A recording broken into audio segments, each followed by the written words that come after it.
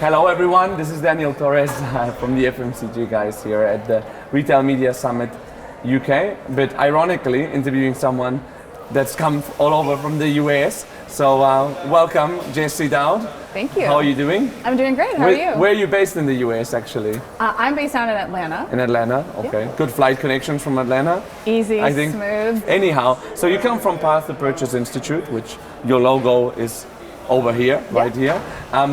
I guess people will be asking, because I know that you're very well known in the US, what is Path to Purchase Institute? What is this very institutional name about? Yeah, of course. So the Path to Purchase Institute, or P2PI for short, we're a member organization and publication, and we are dedicated to serving the needs of commerce marketers. Okay.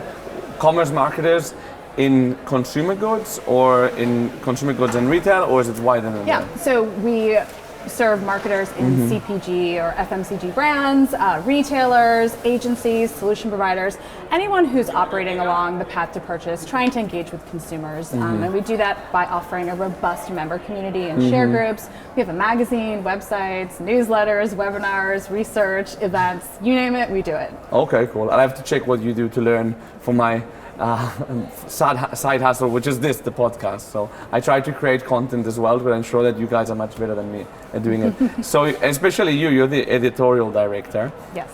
I work in FMCG and retail, so I don't speak to that many editorial directors. What does it mean to be an editorial director? Yeah, so I oversee all of our content that we produce for our audience. So that extends anywhere from reading an article in the magazine to sessions at our events and everything in between. Okay. And I know that you've always worked in the editorial world. So as I told you before, I'm a headhunter by trade. So I always ask people about their career paths, and I don't speak with people like you. So I'm interested to know how you developed your career briefly until what you're doing now. Yeah. So I have a degree in magazine journalism, so I'm actually putting my degree to use, which is kind of unusual in today's age. It is. Well, I'm a sociologist, so a bit of that I do. Yeah.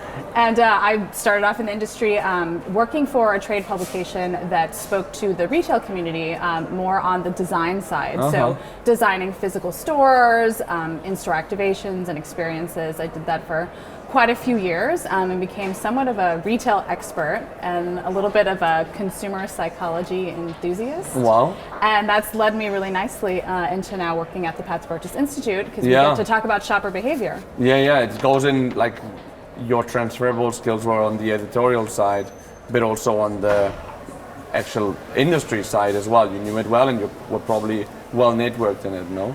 Yeah. So good hire from the Path to Purchase Institute. How have you seen the retail media space evolve? Maybe in the last couple of years, since in Europe we say last year because it really exploded in the last year. But in the US, I think it's been more like the last 2-3 years. Yeah, I mean, retail media really became a tool in the commerce marketer's kit a few years ago. And back then, when we were speaking with our audience, it was very fundamentals that they were working on, right? What even is retail media? How should we be using it in our omni-channel campaigns? And it's really evolved so quickly to now where it's table stakes.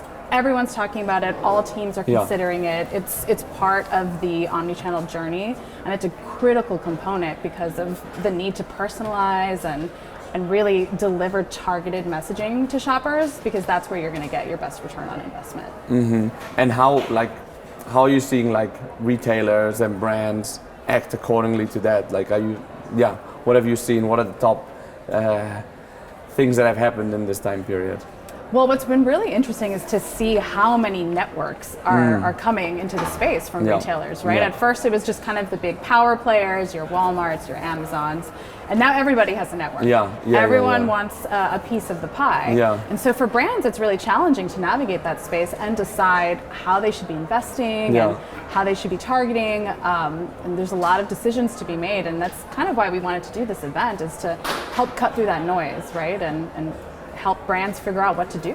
Because you do this event something similar in the US as well, right? We do. So we were actually the very first US publication to launch an event solely dedicated to retail media. Which was when? So we did that a few years ago. It's been sold out every year since we did it. Well, it was quite, you had a vision there as well, no? That that's pioneering, really. A few years ago, retail media normally doesn't happen, right? Yeah, and then, like we were saying earlier too, the content from our first show Yeah. has changed so much. can imagine. From being sort of elementary Yeah. to now. Yeah. There's experts and Yeah. a lot of specialties in retail media, and people are really digging into the nitty gritty and looking at metrics much more closely, and now talking about standardization of measurement and guidelines and how to streamline everything so that brands can compare investments.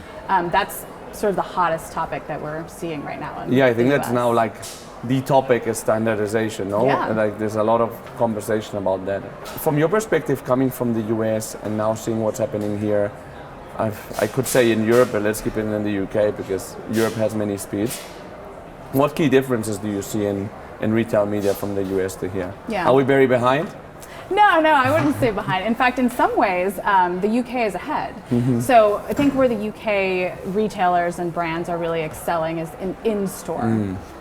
In the US, it's flip side, right? We're Yeah. much more ahead on the digital side. And so there's a lot of learnings that we can kind of put together by Yeah. bringing US and UK to talk about things that are working in store, things that are working digitally.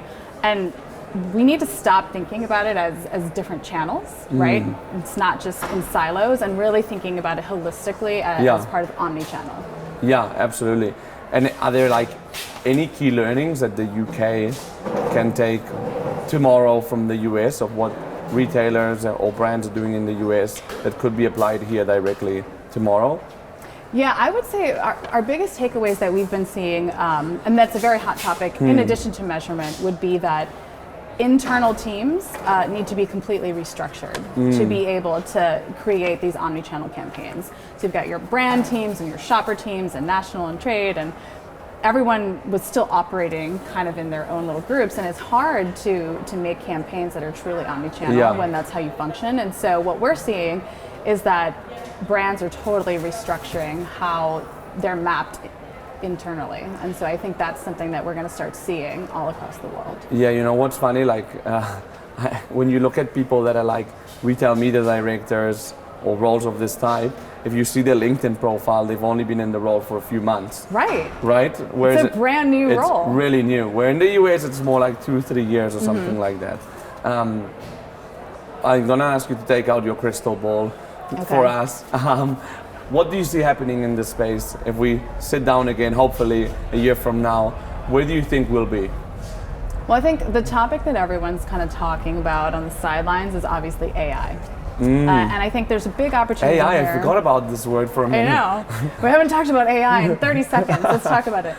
But I think where AI plays into retail media really nicely is thinking about the ways that we can optimize campaigns and take sort of AI also on the creative side, right? And thinking about ways to tap into that to create better creative for retail media. Yeah. Knowing that that digital shopping experience needs to be more immersive, better creative leans into that, and I think that's something we're going to see a lot more of. And looking at all the data and using AI to synthesize that data will add to efficiencies, and then you can have your human element on top to really perfect it. Yeah. No, creative is an interesting one because I think it falls out of this logic of like data and hard facts. It's more like a creative, obviously, and something that you have to use your brains for. So is there like any trend in terms of creative that you're seeing of?